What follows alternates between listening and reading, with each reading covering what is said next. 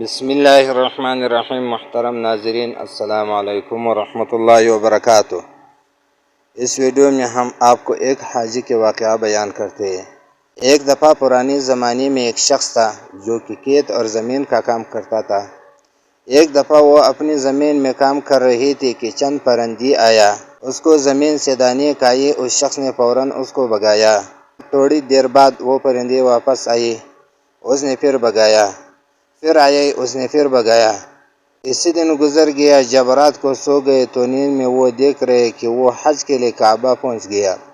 جب کعبہ پہنچ گیا تو اس نے پہلے کعبہ مکرمہ کو سلام کیا اور اس کے بعد اپنی دعا مانگی کہ ہی حالت میں غیبی آواز آئی کہ اے بندہ، تیری دعا قبول نہیں ہوگا۔ وہ حیران ہوا جب اس نے کعبہ پر طواف شروع کیا۔ ایک طواف مکمل کیا، جب دوسرا طواف شروع کیا کہ اچانک آسمان سے فرشتے آیا۔ وہ اس طواف سے رکا اور کعبہ سے بھگایا۔ پھر تھوڑی دیر بعد دوبارہ طواف شروع کرنے لگا، پھر فرشتے آیا، اس کو بھگایا۔ پھر وہ گیا کسی صحرا میں اور درخت کے سایہ کے نیچے بیٹھ گیا اور رو رہے تھے کہ کیوں مجھے طواف سے روکتے ہیں؟ یا اللہ، میں تیرے گھر آیا اور فرشتے میں تیرے گھر سے بھگایا۔ میں نے کیا قصور کیا؟ میں نے کیا غلطی کیا؟ آخر میں آپ کی بندہ ہو۔ میں آپ کے گھر آیا، آپ کے فرشتوں نے مجھ کو آپ کے گھر سے نکالا۔ وہ اس حالت میں کہ اچانک ایک آواز آئی کہ اے بدبخت، آپ کی زمین میں، آپ کے کھیت میں جو پرندے آیا وہ تو اپنے رزق لے رہے تھے، آپ کے رزق نہیں کھاتے بلکہ اپنے رزق لے رہے تھے۔ آپ نے کیوں بھگایا؟ پھر آیا، پھر بھگایا۔ اس کی وجہ سے آپ کو یہ سزا مل رہی ہے۔ صبح جب نیند سے اٹھے تو بہت پریشان ہے کہ میں نے کیسا خواب دیکھا۔ خیر، اس نے عزم کیا کہ اس کے بعد میں اپنے کھیت اور زمین میں سخا کروں گا اور کسی پرندے کو بھی نہیں بھگاؤں گا، اور اپنے گھر لوٹے۔ اور وہ حج کی بہت خواہش رکھتے تھے اور انہوں نے بہت کوشش کی، لیکن قسمت نے ان کا ساتھ نہ دیا۔ آخرکار اس نے خدا پر توکل کیا اور لوگوں سے ادھار لے لیا اور حج پر روانہ ہو گیا۔ وہ کافی دیر تک چلتے رہے۔ آخرکار اس نے رات کو ایک جنگل میں گزاری کہ وہ سو رہی تھی۔ آدھی رات کو اچانک ایک شیر آیا۔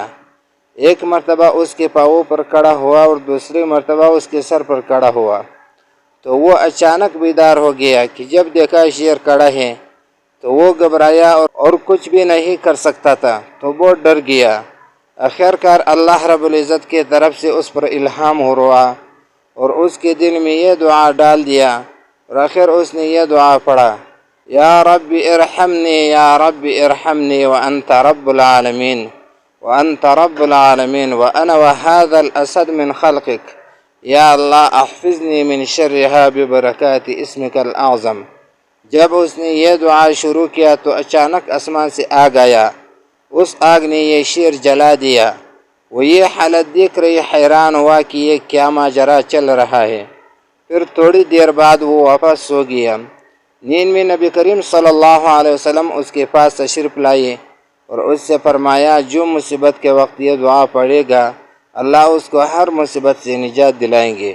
اس دعا کے کچھ فضائل و برکات شاہ عبدالعزیز رحمۃ اللہ علیہ فرماتے ہیں کہ جو شخص اس دعا اس طرح پڑھے گا پابندی کے ساتھ وہ ہر مشکل سے بچ جائے گی۔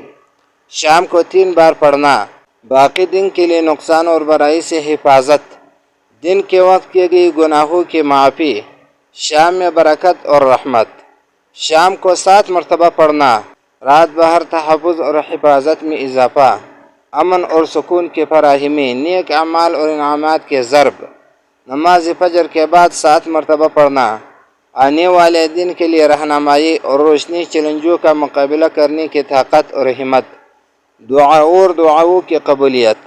عمومی فضائل، ہر قسم کے نقصان اور شر سے حفاظت، اللہ کی طرف سے رحمت و برکت، مشکلات اور پریشانیوں سے نجات، گناہوں اور غلطیوں کی بخشش، رہنمائی اور روشنی، طاقت اور ہمت۔